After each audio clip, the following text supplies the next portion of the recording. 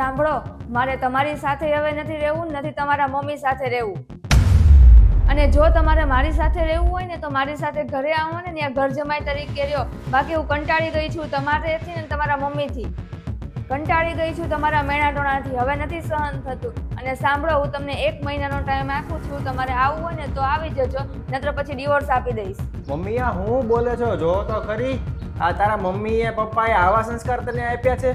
કેવા સંસ્કાર છે એ મારે નથી જાણવું. તમારા સંસ્કાર કેવા છે એ કહો ને. તમે અહીંયા મને શું બનાવીને લાવ્યા છે? વહુ બનાવીને લાવ્યા છો ને તો નોકરાણી બનાવીને રાખી દીધી છે.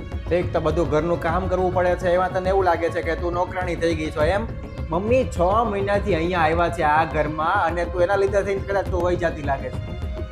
મારા જે ભાઈઓ હતા એને તો હવે કોઈએ રાખ્યા નહીં મમ્મીને, અને મમ્મી અહીંયા છે ને આપણે રાખીએ છીએ તો એમાં તને વાંધો આવી ગયો. હવે જરીક થોડુંક વધારે કામ આવી ગયું એટલે તારે અહીંયા નથી રહેવું, તારે મમ્મીને નથી રાખવા, તારે ખાલી મને એકને રાખવો છે એમ. કાં તો હું તારા ઘરે આવીને જમાઈ બનીને રહું એવી રીતે.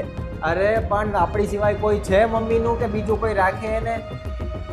અને જો તે નક્કી કરી લીધું હોય કે તારે ન રહેવું હોય અહીંયા તો પછી મારે નથી રહેવું. હા તો મને શોખ નથી અહીંયા રહેવાનો, અને હું આજના જમાનાની છોકરી છું, કઈ કામ કરવા નથી આવી.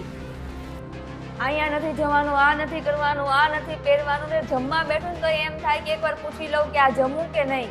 આખો દિવસ મમ્મી આ કરી લ્યો, મમ્મી આ કરી લ્યો, મમ્મી દવા લઈ લ્યો, આખી જિંદગી મારી આમાં વહી જશે. અને એના લીધે તો હું અમારી બેનપણીને નથી મળવા જઈ શકતી. હા તો પણ તને અમુક વસ્તુ ન ખબર હોય આ ઘરની કે પછી આ ઘરના રિલેટેડ જે કાંઈ વસ્તુ તને ન ખબર હોય એમાં તને મમ્મી થોડું ઘણું શીખવાડી દે છે કે આ વસ્તુ ન કરવી જોઈએ, આ વસ્તુ કરવી જોઈએ. એ તને ખોટી લાગવા માંડી. અને હું મારા ઘરે કામ નહોતી કરતી ને તો મારા મમ્મી મેણાટોણા નહોતા મારતા ને. અહીંયા તો આખો દિવસ સંભળાવ્યા રાખે, તું આ નથી કરતી, તું આ નથી કરતી. બસ મનીષા, હવે શાંતિથી વાત કરવી હોય ને તો કર, નહીતર નીકળી જા અહીંથી. બાકી અહીંયા ઊંચા અવાજમાં વાત નથી કરવાની. હું અહીંયા મારા મમ્મીની રિસ્પેક્ટ કરું છું, આવી રીતના હું વાત નહીં સંભળાવી લઉં.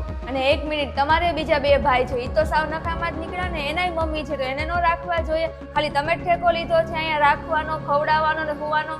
મને એવું લાગે છે કે તારા મમ્મી એના સાસુ વારે બધું આવું જ કરતા હશે. તું ઈ જ જોઈને અહીંયા આવી છો, તને એમ કે તું અહીંયા કરીશ એમ, અને હલાવી લેવું એમ. જેમ તારા પપ્પા એ હલાવ્યું હોય છે, અને જેમ તારા પપ્પા કાંઈ નહીં બોલ્યા હોય એમ હું તે હલાવી લઈશ. પણ એવું નહીં થાય.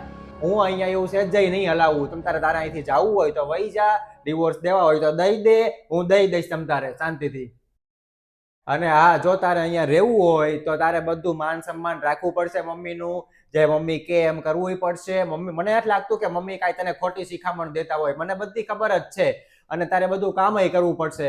અને તારે કદાચ જવું હોય તો વહી જાય તમ તારે. તને એવું હોય કે હું જઈશ અને પછી હું તને લેવાય આવીશ, તો હું ક્યારેય તને લેવા નહીં આવું. અને તું મને એમ કહે છો ને કે 1 મહિનાનો ટાઈમ આપું છું, તો હું તને 1 મહિનાનો ટાઈમ આપું છું. તું 1 મહિનો તારા મમ્મી પપ્પાના ઘરે જા, તારે શાંતિથી જે વિચારવું હોય વિચારી લે, જે નક્કી કરવું હોય એ કરી લે, પછી મને કહેજે. ભાવિન, તું એવી વાત ન કર. એને જાવું છે એના મમ્મીના ઘરે 1 મહિનો તો જવા દે, પછી એની મેળે પાછી આવી જશે. મમ્મી અમસ્તા આંટો મારવા નથી જાતી. અમસ્તા આંટો મારવા જાતી હોત અને મમ્મી પપ્પાને મળવા જાતી હોત ને તો હું એને લઈ જાત ને હું એને મૂકી જાત, બધું હું કરી દેત. પણ એ કાયમ માટે ત્યાં જવા માંગે છે, અને એણે નક્કી કરી જ નાખ્યું છે કે એને આપણી હારે રહેવું જ નથી. એ તો થોડાક જ દિવસમાં પાછી આવી જશે. અત્યારે એને ગુસ્સો છે ને એટલે એ એવું બોલે છે. અને મનીષા, તું મારી વાત સાંભળ, હું અહીંયા કાંઈ નહીં રહું. તમારા બે વચ્ચે જો ઝઘડા થાય ને એવું મને ન ગમે, એટલે હું બી મારા નાના દીકરા આગળ વહી જઈશ. અરે ક્યાંય જવાની જરૂર નથી મમ્મી, તમારે અહીંયા જ રહેવાનું છે. ભલે મારે ગમે એને છોડી દેવા પડે. હા વાંધો નહીં, હું જાઉં છું મારા ઘરે, અને મને મારી રીતે જિંદગી જીવતા આવડે છે.